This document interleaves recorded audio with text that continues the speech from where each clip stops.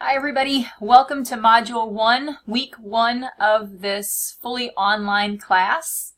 I hope you guys are ready to get started. I know I certainly am. I'm excited to get the ball rolling. This 5-week class, you're going to see it's going to fly by, truly. These 5-week classes are just insanely quick. So for this first module, as you can see right now we're on our home page for Canvas. If you scroll all the way to the bottom, you will see the Module 1 button, so you can click on that, and within this button, within this module, is where you found the video that you're watching right now, right here in this area. Right underneath it, you'll also see that I have a link for the PowerPoint that I will be using during this mini lecture. So if at any point in the future you just want to refer back to the PowerPoint instead of the entire lecture, then you can do that right here. In addition to this, this mini lecture, you can also find all of the other materials that you have to read and watch over the course of this week, as well as the assignments for this week that are linked right here at the bottom. So let's go ahead and get started. I'm going to open up the PowerPoint so we can start this lecture.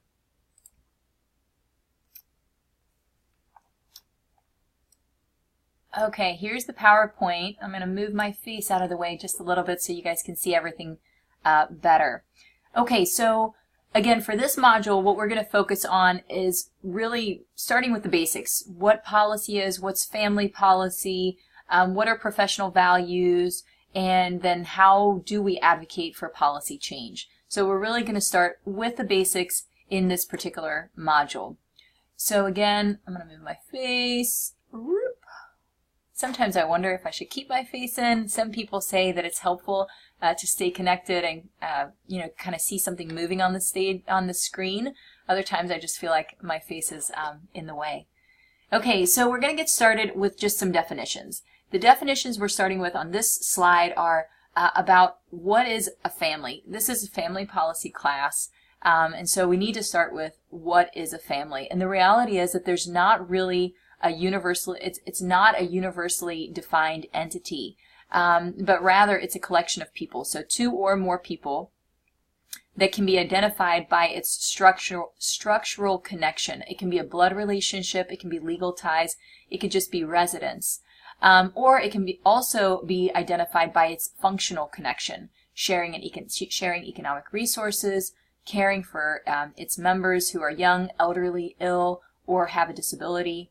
The preferred definition often depends on the intent of a specific policy or program. So again, family is not a universally defined entity, but it really is just a collection of people, and that collection can be identified either by a structural connection or a functional connection. The structure of a family is the composition or the membership of that family. So that includes the organization and the patterning of relationships among individual family members. So it could be a step family, it could be a same-sex partners in a family, it could be extended family. Those definitions came from Karen Bogenschneider. Okay, so then when we look a little bit more in depth at, again, I feel like my face is in the way. I'm going to move myself to the bottom. When we look at the definitions of policy, so what is social welfare policy? I think that's a great place to start also. Social welfare policy, or policies in general, are acts, laws, rules, and they are intended to help enhance or improve the lives of people. Ultimately, that should be the goal of any policy. So again, they are acts, laws, or rules that are intended to improve the lives of people. Family policies, then, are policies that aim to protect or promote or strengthen families. And they can do that by addressing one or more of these 5 explicit family functions. So it could be to help strengthen or promote family formation, strengthen or support partnership support, economic support, child rearing, and caregiving. Those are the 5 main explicit functions of families. And again, policies can assist in accomplishing those functions. Then there's also something called a family impact analysis. All of you in your prior policy course, all of you have had a policy course in the past in your undergraduate education. And in that policy class, you most likely completed a policy analysis. So all of you know what a policy analysis is. A family impact analysis is very similar to a policy analysis. It just focuses more intently on families rather than individuals. So the definition of a family impact analysis is an evidence-based method of critically examining the past, present, or probable future effects of a policy, program, agency, or organization on family stability, family relationships, and family members' ability to carry out their responsibilities. It goes beyond family evaluation to consider how program goals may inadvertently or unintentionally result in negative consequences for families. Again, that should sound pretty familiar because all of you have engaged in policy analyses in the past, or at least you should have in your undergraduate policy class. So again, a family unit is not universally defined. It can be very different. When you talk about a family, it could just be based on individuals who live together. It could be based on individuals who have a romantic connection together, a caregiving responsibility together, etc. There is no universal definition of who needs to be in that family in order for it to be considered a family. It is very broad, and we like it that way. We want it that way. There are certainly policies that impact family units, and those are the family policies that are particularly relevant to this class. Again, those family policies should intend to protect and promote and strengthen families and their well-being, as well as all of the individuals that live within those families. So the big question that we have is, when we look at our country, when we look at the United States, do we have one comprehensive, overarching family policy? So in other words, is there this one policy that's very clearly defined and it is what impacts all of our families? Do we have that? And if I just let you think about that for a second, again, whether we have this one overarching comprehensive family policy that's very clear cut, the answer to that very clearly is no, we do not. We do not have a comprehensive family policy in this country. Instead, we have a very fractured system of a lot of different policies. And all of these different policies impact people and families, and it becomes very complicated and convoluted and a very difficult system for families to navigate. And that's problematic. You know, so if you see in this graphic, we have these families, and then there are tons of policies, big and small, that surround those families and that impact those families in different ways. So in the United States, again, I'm going to move my face just a smidge. In the United States, families, and anywhere in the world, families can consist of kids, adults, elderly individuals, and different policies impact these different people at different stages of their life. So there are different policies that impact, for instance, kids as compared to the policies that impact the elderly. There are some policies that will impact everybody across the board, but others really impact people more specifically at different stages of their life.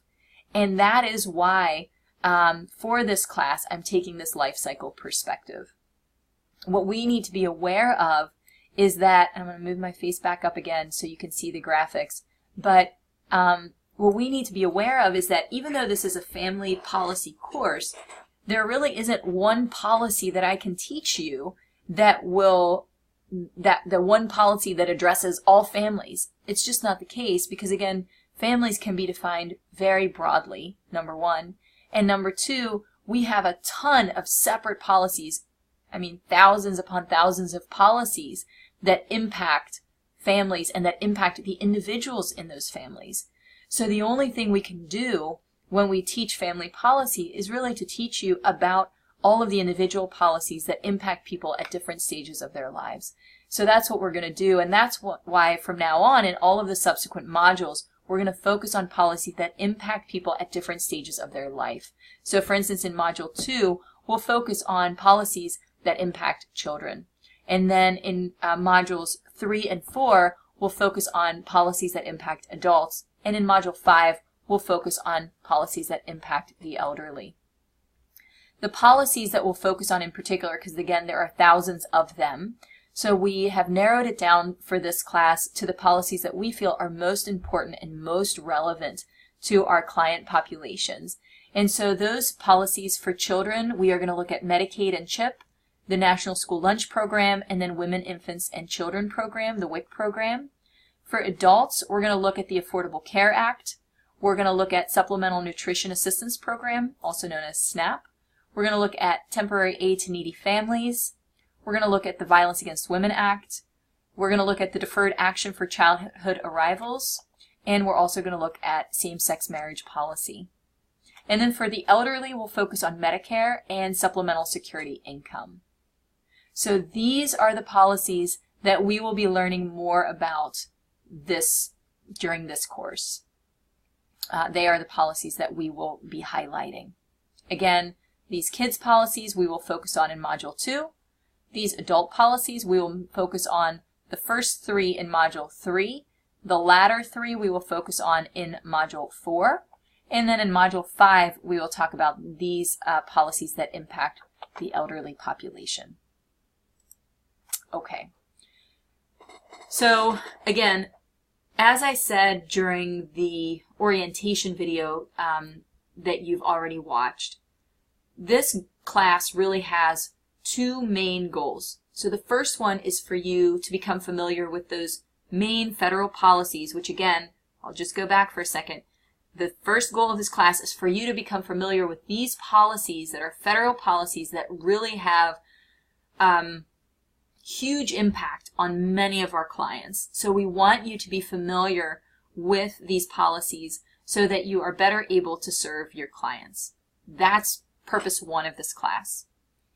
The second goal of this class is for you to become comfortable with the idea of engaging in policy advocacy, advocating for policy change. So when we think of that, one of the questions we should ask ourselves first is, should social workers be engaging in advocating for policy change? Is that something that's part of our job description or not? Should we just focus on working directly with our client, doing, one-on-one micro level engagement? Or is macro level work also important and a part of what we should be doing? That's question 1. And that debate of should we focus solely on working directly with the client, or should we also be engaging in policy change and advocacy, that debate is often referred to as the cause versus function debate. So we have to ask ourselves, when we think about this cause versus function debate, we have to ask ourselves, what's the benefit of helping clients individually when there are policies that are underlying the client's problem? If we can put out fires all day long, if somebody comes to us and says, I'm hungry and I can't access food, at that point you could give them a bag of food. You could refer them to the food pantry. You could get them that immediate access. However, that's not going to solve the problem in the long run. There may, however, be policies that are underlying this problem and that are causing this particular client to remain in poverty. And so how can we address those policies that might be impeding that client's success? And that's why it's so important for us as social workers to be engaged in advocating for policy change. So in that question, in that debate, that cause versus function debate, we have to think about how much good can we really do if we never advocate for changes to the underlying policies that are causing our clients' problems and issues and concerns in the first place. Our National Association of Social Workers, our Code of Ethics, clearly states our role in policy advocacy. So if you look at our Code of Ethics, and these are direct quotes from the Code of Ethics, it says, social workers promote social justice and social change with and on behalf of clients. And then it goes on to say, social workers should engage in social and political action that seeks to ensure that all people have equal access to the resources, employment, services, and opportunities they require to meet their basic human needs. Social workers should be aware of the impact of the political arena on practice and should advocate for changes in policy and legislation to improve social conditions in order to meet the basic human needs and promote social justice. So this language that's in our profession's code of ethics clearly tells us what our role is. And it tells us that our role is not only at the micro level, it is also at the macro level. So this clearly tells us that we have to be engaged in advocating for policy change. Now, there are two main types of social work advocacy. There is client-centered advocacy and there is class advocacy. So again, two main types of social work advocacy. Client-centered advocacy is really, as a social worker, using your advocacy skills to assist one individual client. Now that client, your individual client, could be the individual, it could be a family, it could be a group, it could be an organization. So you can define client differently. But with client-centered advocacy, you are seeking to assist one client. That type of advocacy could include advocating for an at-risk client, obtaining resources for a client, teaching the client how to secure his or her own resources, teaching the client or teaching the clients the needed skills that they need in order to engage in policy advocacy themselves. So you can teach your clients to advocate on their own behalf. All of those are examples of client-centered advocacy. So again, if you are advocating for an at-risk client, if you're obtaining resources for a client, if you're teaching the client how to secure their own resources, if you're teaching the client how to advocate for policy change on their own behalf, all of those things are considered client-centered advocacy.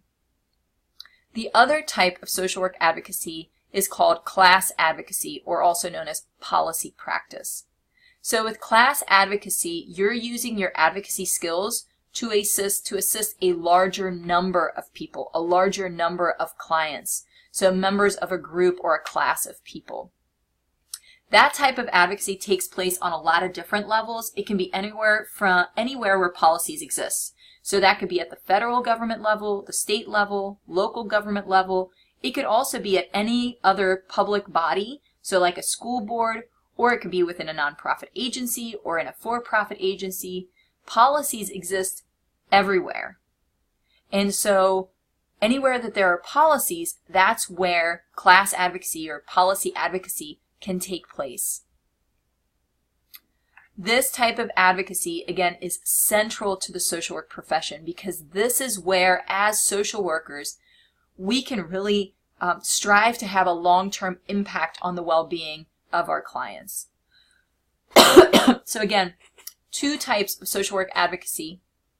Client-centered, where we are focusing or using our advocacy skills to assist one client, or class advocacy, where we are using our advocacy skills to assist a larger number of clients. And again, there we are advocating anywhere where policies exist. It could be at the federal, the state, the local government level, any public body like a school board, a nonprofit agency, a for-profit agency, etc. If social workers, let me move myself around again. If social workers do need to engage in policy advocacy, then we need to have the skills to do so. So that's critical. So if our code of ethics says social workers need to be able to engage not only in one-on-one practice, but also in policy advocacy, then we need to make sure that we all have the skills to do so. And that's why in this class, I want to help you to learn some of those skills, to learn some of the tools that can be used when you're engaging in policy advocacy. That is the second big objective of this class. So again, the first objective is to help teach you about the main federal policies that impact so many of our clients. The second big objective is to teach you some of these skills that will help you to engage in policy advocacy. When we talk about class advocacy, again, this is policy advocacy. It's the advocacy that occurs on so many different levels where we're advocating for policy change and trying to assist a larger number of clients rather than just one client. Class advocacy requires a great deal of careful planning and research. It is not this impromptu thing that you wake up in the morning and you say, oh, I think I'll engage in some class advocacy, and that you're just ready to do so. That's not the case. In order to be an effective class advocate, you need to do a lot of research, know the facts inside and out, and engage in a lot of careful planning. It's a process. It really is a very detailed, meticulous process. There's a book by Butterfield. I did not ask you to purchase this book. However, I am asking you to read one chapter from this book, and I've provided it to you electronically in this module. So I'm asking you to read chapter 3 out of the Butterfield textbook.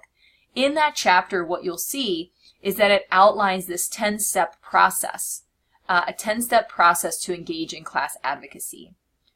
This class really doesn't give us the time to carefully go through each of those 10 steps. However, what we will be doing in this class is to learn 4 specific skills that are useful when we are engaging in class advocacy. So there are 4 different things that I want you to learn how to do. I want you to learn how to write a letter to an elected official. And again, some of you may have done some of these things already in the past, which is wonderful and will help you in this class. But we'll learn how to write a letter to an elected official. We will learn how to write a fact sheet. We will learn how to write talking points, and we will learn how to write a policy brief. And not only will we learn how to do those things, we will learn what each of those things is. And we'll actually talk about that on the next slide. So those are the 4 skills that I would like to teach you during this class. Again, these tools can be exceedingly helpful and useful when you're engaging in lobbying. Now, lobbying is a special type of advocacy that focuses either directly or indirectly on communicating and influencing elected officials to support or oppose a specific policy, law, or bill. So if you're engaging in advocacy and you're focusing either directly or indirectly on communicating with an elected official, so you want to communicate and influence an elected official to support or oppose a specific policy, law, or bill, that is referred to as lobbying. So lobbying is a specific type of advocacy. There are 2 types of lobbying. There's direct lobbying, and then there's grassroots lobbying. Direct lobbying means that the advocate or the lobbyist directly communicates with the official or with voters to persuade them to support or oppose a bill, a law, or a policy. So again, if you as an advocate or a lobbyist, whatever word you want to use, are directly communicating with an official, or you're directly communicating with voters to persuade them to support or oppose a bill, a law, or a policy, that's referred to as direct lobbying. Grassroots lobbying, on the other hand, is where the lobbyist tries to influence the public to reach out to the elected official to make their opinions heard. So with grassroots lobbying, you're trying to convince the public to reach out to their elected official in the hopes that then they can let the elected official know, this is my opinion, this is what I want you to do. So that could be through letters, petition signings, phone calls, etc. So again, lobbying is a specific type of advocacy. With lobbying, you are focusing on either directly or indirectly communicating with an elected official. That's what makes it lobbying. So you're communicating directly or indirectly with an elected official to support or oppose a policy, law, or bill. With direct lobbying, you are directly communicating either with the official or with voters to try to persuade them to support or oppose a bill, law, or policy. With grassroots lobbying, you are not, as the advocate, you are not directly communicating with the elected official. Rather, you're trying to convince the public to reach out to their elected officials.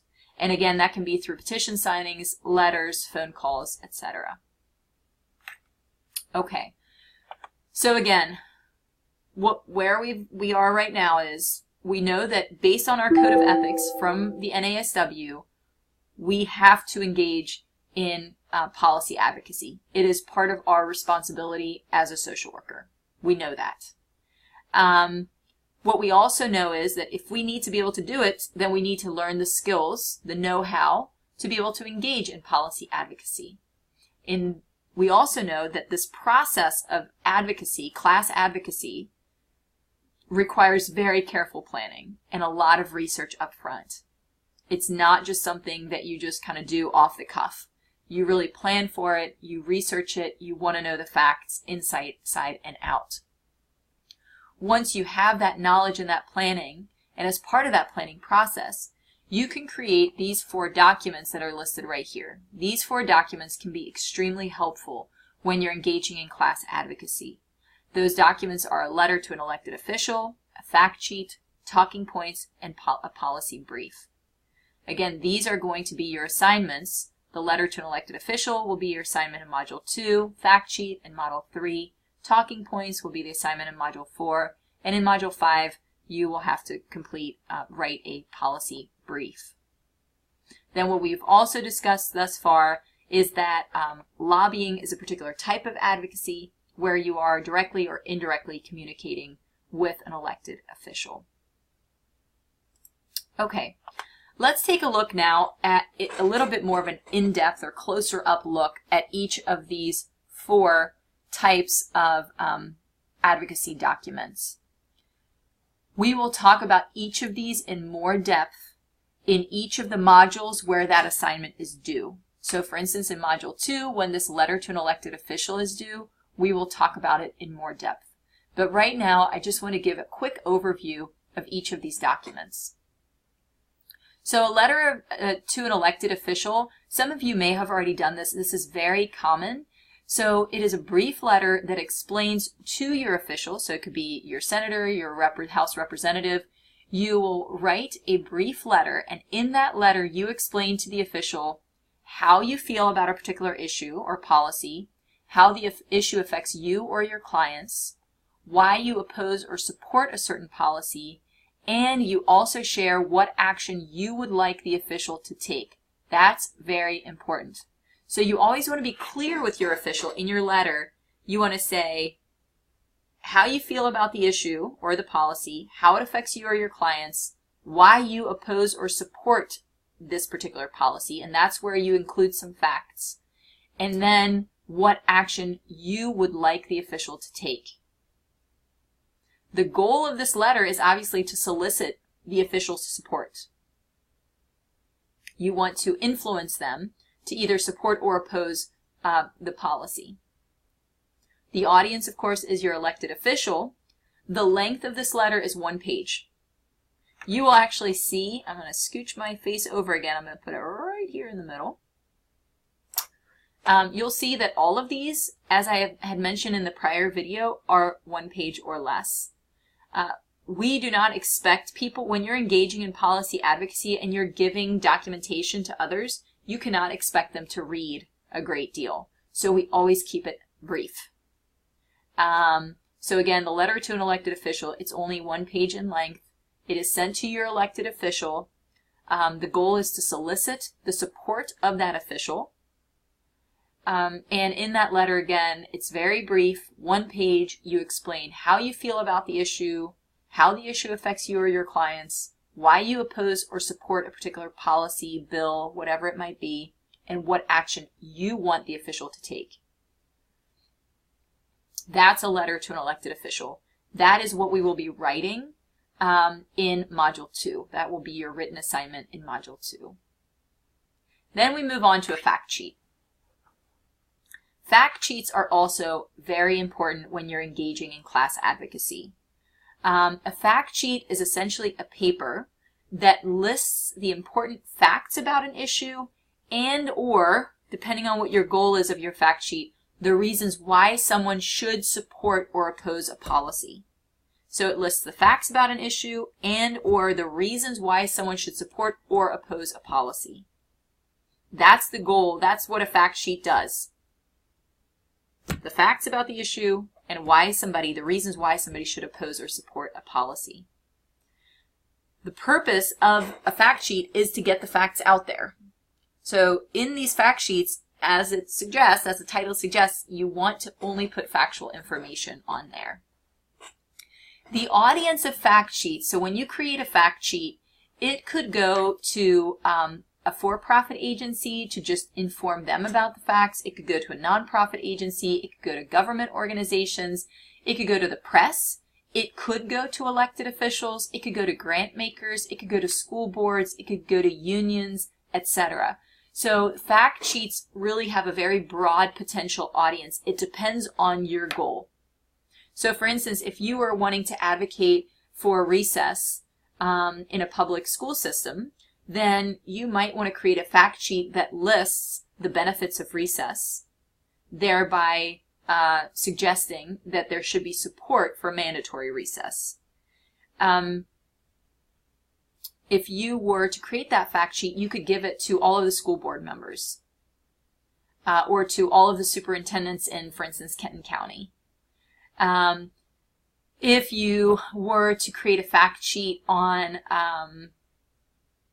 the benefits of comprehensive sex ed, you could send that to your elected officials whenever a bill related to sex ed might be coming up for a vote. So again, fact sheets can be very helpful because they are a very brief overview, almost like a bulleted overview of the facts and or reasons why someone should support or oppose a policy.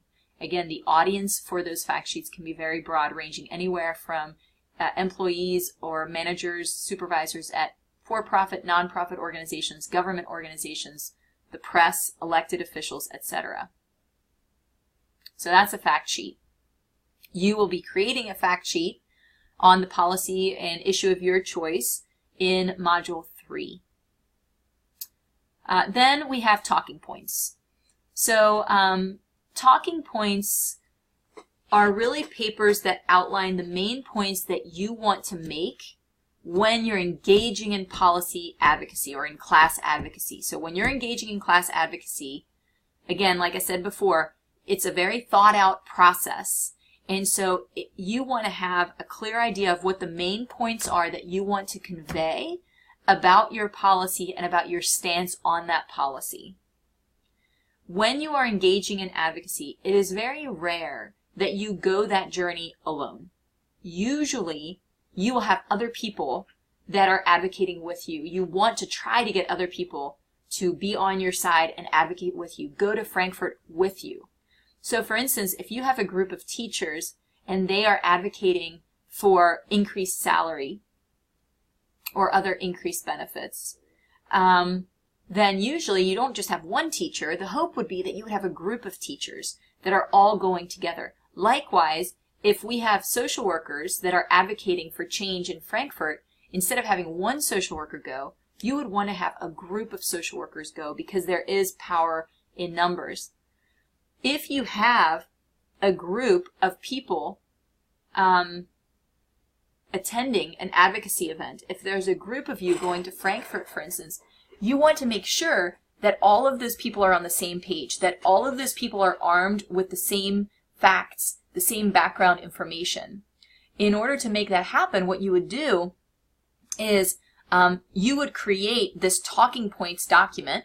So if I'm the lead in this advocacy effort, I would create this talking points document, and I would then distribute those talking points to all of the other people that are going with me to advocate. And that way, all of us are operating with the same information. All of us have this talking points document in front of us. And when we are in Frankfurt or wherever we're advocating, we can provide the same information. Again, consistent messaging, consistent factual information. We all want to be armed with the same message. So again, talking points are really what you use when you engage in organized class advocacy and there's a group of you that are advocating together. you want to make sure that everybody has the same facts, the same background information, the same message. And so if I were then to create this talking points sheet and I hand it out, again, my audience would be other individuals who are advocating with me for the same thing. I give my talking points sheet to anybody else that's going with me to advocate, and that way we all have the same message to deliver. Again, if I'm giving this to other people who are advocating, I want to make sure that this document is easy to consume, that it's not overwhelming. So again, you want to keep it to 1 page. You will be creating a talking points document in Module 4 of this class, and we will talk about it in more depth then. Then the last skill and tool that I would love to teach you how to create is a policy brief. The policy brief, I would say, out of those 4 documents is the most challenging to write, and that's why it's all the way at the end of this class, because by then you will be the most familiar with this issue and policy that you have chosen. A policy brief needs to be very concise. Again, it's only 1 page in length. Very concise, to the point. You don't want to use any jargon or terms that non-specialists wouldn't understand. This document should provide an overview of the social problem and the policy recommendations that you're giving to address the problem. So you're going to want to give an overview of this is the social problem, and these are the recommendations, the policy recommendations I have that would address this problem.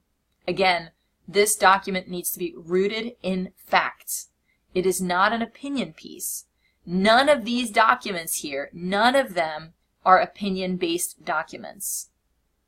It's not an op-ed that you're writing in a newspaper. These need to be fact-based documents.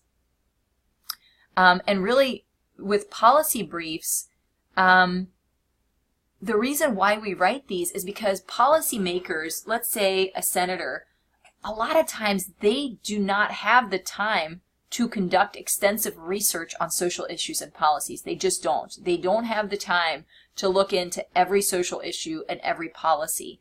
So they rely on high-quality policy briefs to give them access to easily digestible, fact-based overviews of social issues and policies. So oftentimes, policymakers will rely on good policy briefs to give them the information that they need. And so it's very important for policy briefs to be fact-based.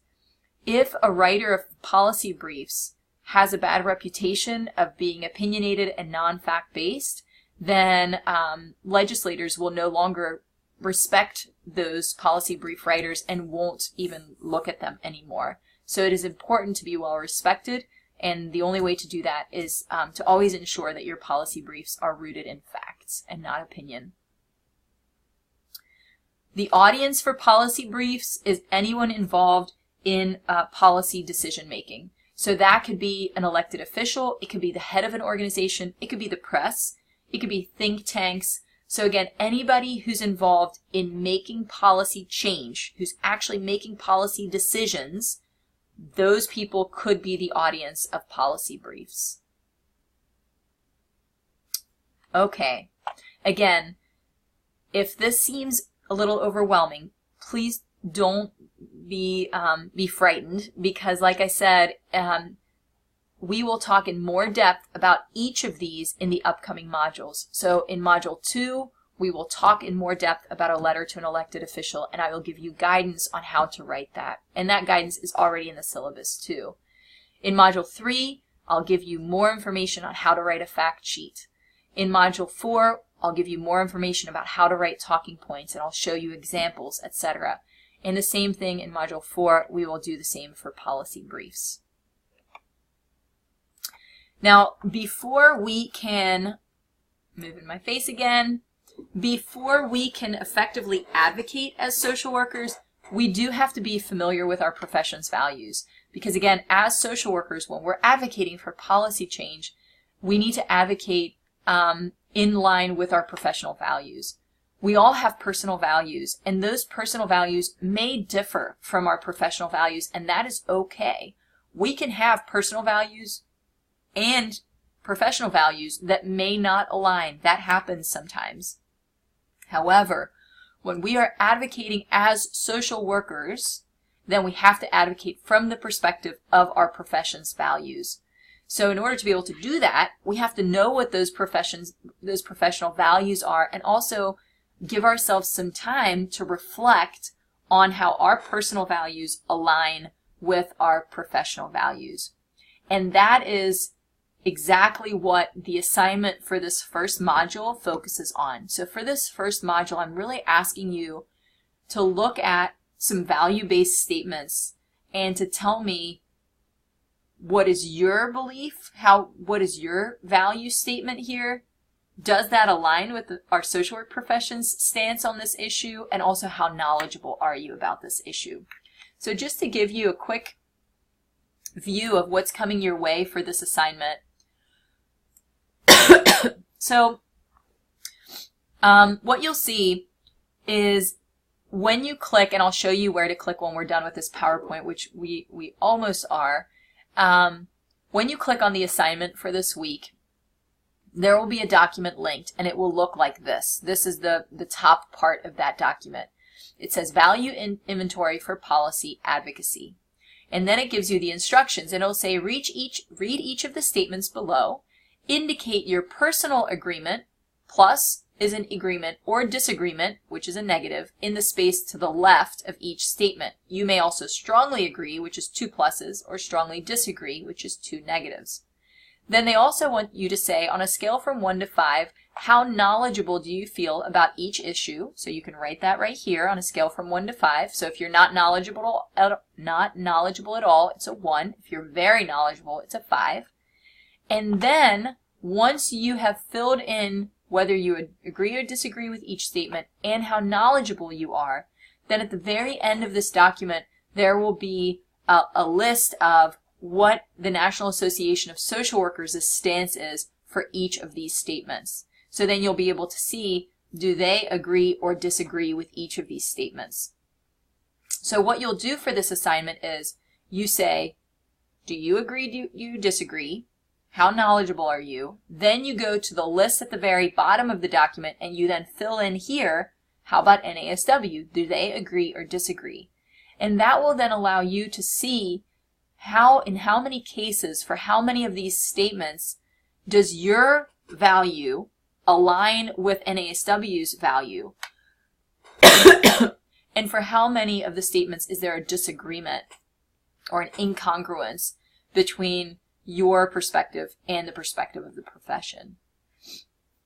And then based on that agreement and disagreement, I have some questions for you to reflect on your values and both your personal and your professional values. And we'll check out that assignment in just a minute. But again, it's very important for you, if you need to be able to advocate for policy change from a social work perspective, then it is critical for you to know what the values are of our profession. And that's why we're engaging in this activity. Because again, it is important for you to know, what are your own values? What are the values of the profession? Do they mesh or not? And if they don't mesh, that you have that awareness and that you can still advocate from a professional perspective. Okay. We are almost done with this PowerPoint. We have this slide and then just one more. So this is just a quick overview of what you have to do for this module. So for this module, you obviously have to watch this lecture, which you are currently doing. You have to read Chapter 3 from the Butterfield book. Again, that chapter, excuse me.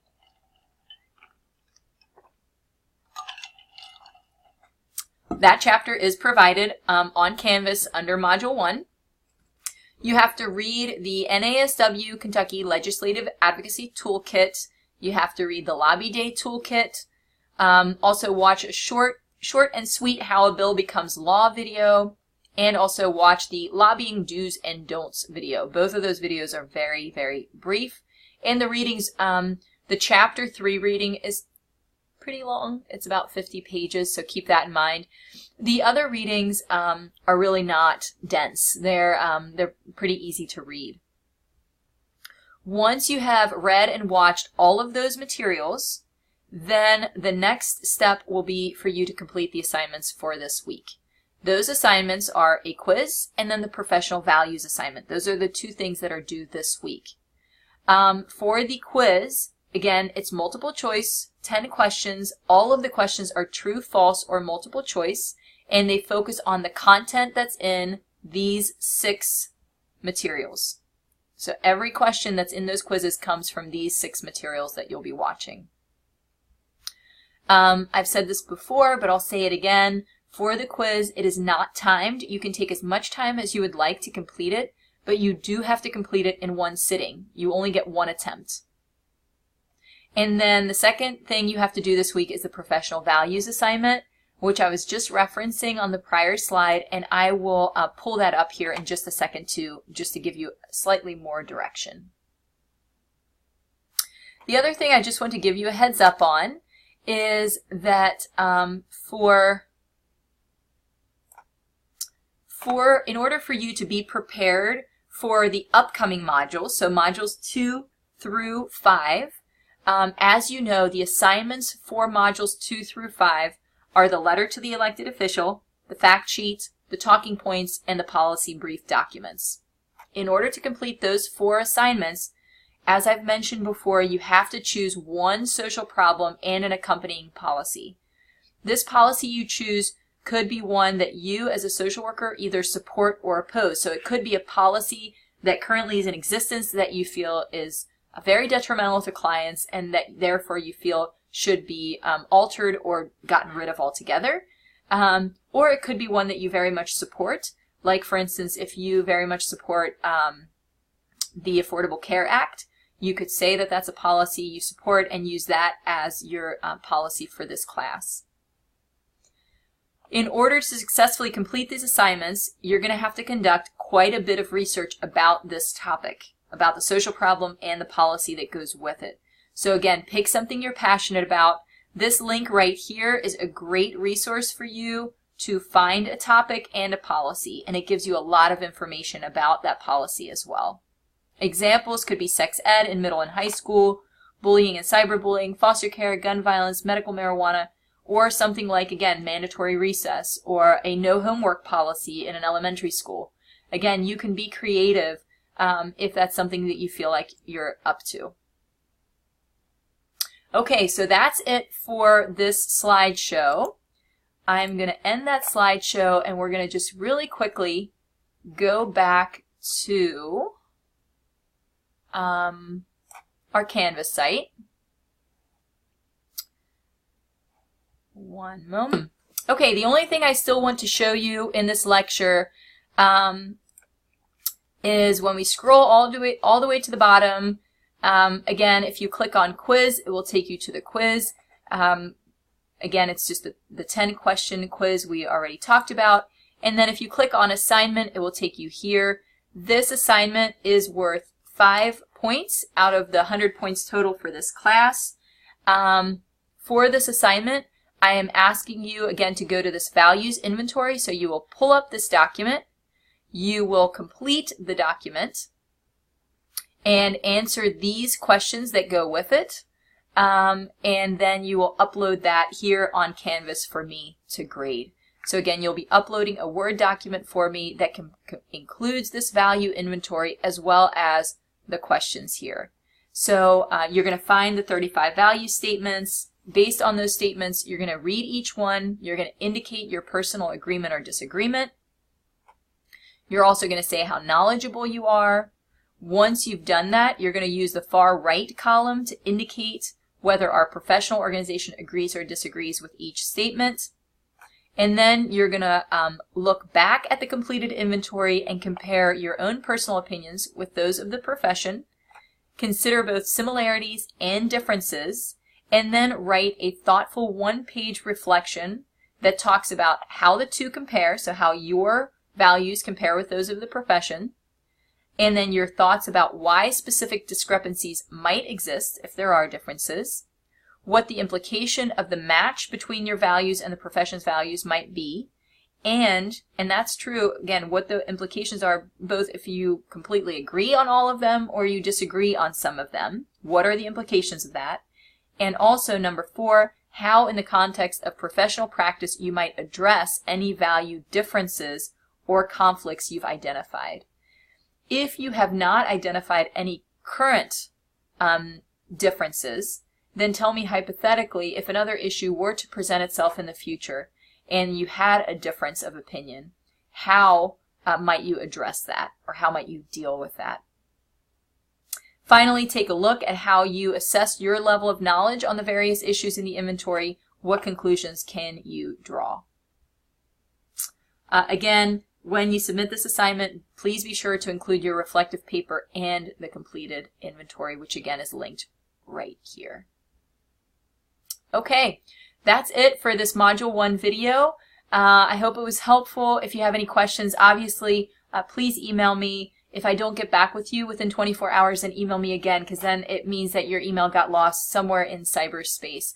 So please, again, if I don't respond in 24 hours, especially during the work week, then try me again. Awesome. Have a great day. Thanks so much, guys. Bye.